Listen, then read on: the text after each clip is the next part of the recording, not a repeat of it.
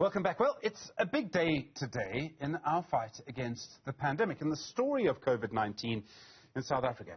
Tonight, for the first time in just 3 hours and 14 minutes' time, people will be allowed into a mass event in South Africa, but only if you've been vaccinated. This has never happened before. The mass event is the match between Bafana and Ethiopia at the FNB Stadium. Now, just to be clear, the FNB Stadium normally seats around 94,000 people. Only 2,000 people with vaccination certificates are being allowed in. You could argue you could probably have 5 mass events of 2,000 people inside the FNB Stadium. Safura Abdool Karim is a public health lawyer at Wits University. Safura, good afternoon to you, and thank you for your time. I'm scratching my head at the importance of this. I mean, this is a major moment. For the first time that I'm aware of in the history of this country, you actually have to have a vaccination certificate to enter a place. That's exactly right. And I mean, it makes complete sense that this is happening on the heels of the recently launched vaccine certificates by the NDOH. We now have a robust way that's not as susceptible to fraud of verifying people's vaccination status. And this is really going to be the test run of how those passes actually work in real life. And this is very likely to become our new normal. There's obviously a question around, is it legal to do this? And let me ask the question in another way. Is there a legal argument against requiring a vaccination to watch a football match at FNB? So, you know, with any private organization, group, space, there's always something called a right of admission reserved. I think we see these signs when we walk into restaurants and we don't really ever think about it. But the reality is if something is privately owned, then you can be refused access on a reasonable grounds. You can't be refused access, for example, on the basis of your gender, sexual orientation, etc. But being refused access on the basis of your vaccination status, there's nothing in the law that actually prohibits that or indicates that would be some violation of your constitutional rights. So I think overall, it's very unlikely that we're going to see challenges. Rather than me say, it's possible that we'll see challenges. They're unlikely to be successful given how the courts have dealt with human rights and COVID-19 previously. So the question then, what happens in public property? So FNB, as you say, is private. It's got that entry reserved sign. So would a cinema or a shopping centre or anything like that, but a council building, a public library, a place like that, it could be slightly different. The position is undoubtedly different. And if we look at how other countries around the world have begun to implement things like vaccine passes, what we see is that they've really restricted access to amenities that would be considered luxuries or places where people don't have to go. The situation is, of course, radically different if, for example, you want to go to Home Affairs and you are refused access.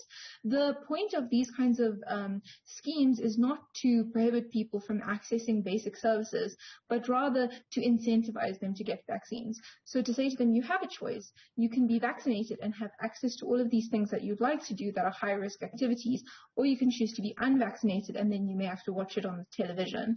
So I think we're very unlikely to see access to basic services restricted due to vaccination status. It's likely going to be luxury amenities and high-risk situations like a crowded stadium, like a restaurant, like a gym. Last week, the Human Rights Commission said, and I was very interested in this because I think there might be different people with slightly different views in the Human Rights Commission, which, I mean, I would like to think that that is the case. But the Human Rights Commission said it believed the Constitution would allow mandatory vaccination. And in particular, I think where the battle is going to be around in the workplace. The Labour Department says the same thing. It is a circular, which as far as I know has not been withdrawn, saying that a workplace health and safety committee can decide that workers must be vaccinated. Safura, I'm amazed no one's gone to court on this yet. There have been threats. This union has said that union has said this, but no one's actually done it. Do you think everyone's too scared that the Human Rights Commission is right? To be honest, when it comes to the workplace issue, what we're really looking at is there's going to be a trigger event, and that trigger event is going to be the first person being terminated for lack of vaccination. Because while a lot of companies have introduced mandatory vaccination policies, a lot of them have deferred the requirement until the end of the year. So, for example, Discovery has given everybody, I believe, until December to get vaccinated. So they haven't taken any steps against employees who've elected not to get vaccinated. And and many companies have chosen to also give employees a window period. Once that window period is up and these companies are having to make difficult decisions about groups of people who don't want to be vaccinated, that's when we're going to see the first test cases. Now, we do know that the courts have shown a remarkable deference to public health objectives in the context of COVID-19. They have been willing to allow rights to be quite severely limited in order to preserve public health. But a vaccine is more invasive than closing a mosque. It is way more invasive than restricting movement because it's something that's injected into your body and is with you permanently. So I'm not going to say definitively that it is or isn't constitutional. It is a little bit different to those other cases, but I think those cases give us an idea of where the trend is. We've got all of these cases, we've got all of this going on all at the same time.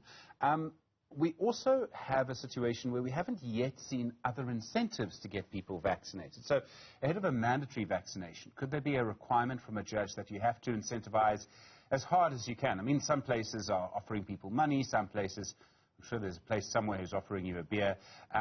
But what I'm saying is that we haven't seen a huge amount of incentivization. Do you have to go through an incentivization period first before you can make it mandatory?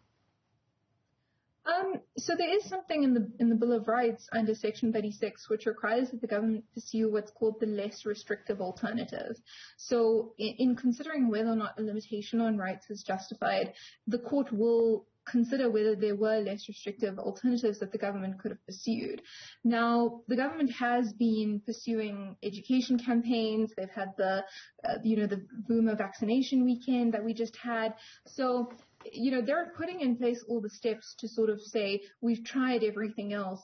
Failing that, we've now got to go with compulsory or mandatory vaccination. So I don't think we're going to see a lot of people jumping straight to mandatory vaccination, specifically because of that. And I think if you do approach it from that perspective of trying other alternatives first, your decision to make it mandatory will be much more defensible in a court of law. This is obviously, tonight is the start of something, right? We're going to see a lot more of this around the country. From what you see, is this going to be the sort of new normal, the idea that if you want to go to something, you need to get vaccinated?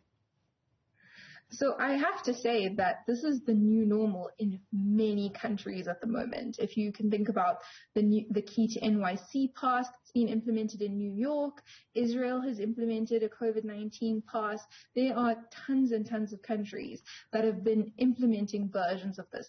Workplace mandates that were introduced in the US at a federal level. We've seen lots of businesses now being mandated to require that proof of vaccination before they allow people in. So this is becoming the new normal, not just in South Africa, but globally. And it seems like once we have full and free access to vaccines, that this could very well become a norm, because we just have to remember that at the moment, the vaccine rollout is sort of along lines of inequality. So generally, people of a lower socioeconomic class are having lower vaccine uptake. So we need to make sure that when we're implementing these policies, we are mindful not to exacerbate those existing inequalities. But following that, to ensure that, as long as we can ensure that it's not discriminatory, it is entirely possible that we'll see this as the new normal in South Africa. Safura, Abdool, Karim, thank you. Public health lawyer at Wits University. I really do appreciate the time.